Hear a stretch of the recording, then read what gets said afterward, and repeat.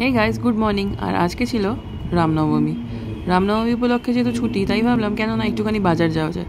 এমনিতে তো আমার শ্বশুরমশাই বাজার করেন এই বাড়িতে, কিন্তু মাঝে মাঝে ছুটির দিন হলে আর বাবার যদি শরীর খারাপ থাকে তাহলে আমরা দুজন বাজারে চলে যাই। তো আজকে যেহেতু বাইকটা গ্যারেজে ছিল, তাই জন্য দুজনে মিলে উঠে পড়লাম টোটোতে যাওয়ার বাজারে ঢোকার মুখেই একটা ছোট্ট দোকান দেখতে পেলাম।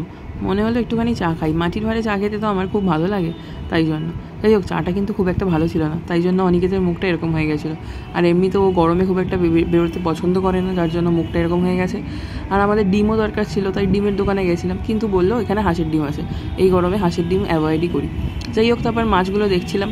এখানে কিন্তু খুব বেশি মাছের ভ্যারাইটি দেখতে পেলাম না, তবে এই বোয়াল মাছটা বেশ মন কেড়েছিল। কিন্তু এই মাছটা যেটা দেখাচ্ছিল হাতে ধরে, ওই মাছটা খুব একটা ভালো লাগেনি। যেটা গোটা ছিল বড়, ওই বোয়ালটাই কিন্তু ভালো লেগেছিলো। তাই আবার ঘুরে ফিরে ওই বোয়ালের মাছের দোকানদারের কাছেই ফিরে গেলাম। তারপর লোকটাকে বললাম যে মাছটা কেটে দিতে।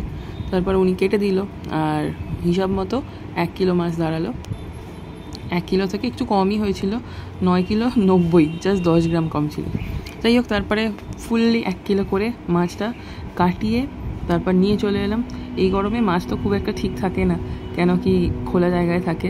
ফ্রিজারে রাখলে তাও একটু ভালো থাকার আশা করা যায়, তাই দেখে শুনেই মাছ নিতে হয়। তারপর একটু বেগুন কেনার ছিল, কয়েকটা বেগুন নিয়ে নিলাম, আর একটু পেঁয়াজও নেওয়ার ছিল।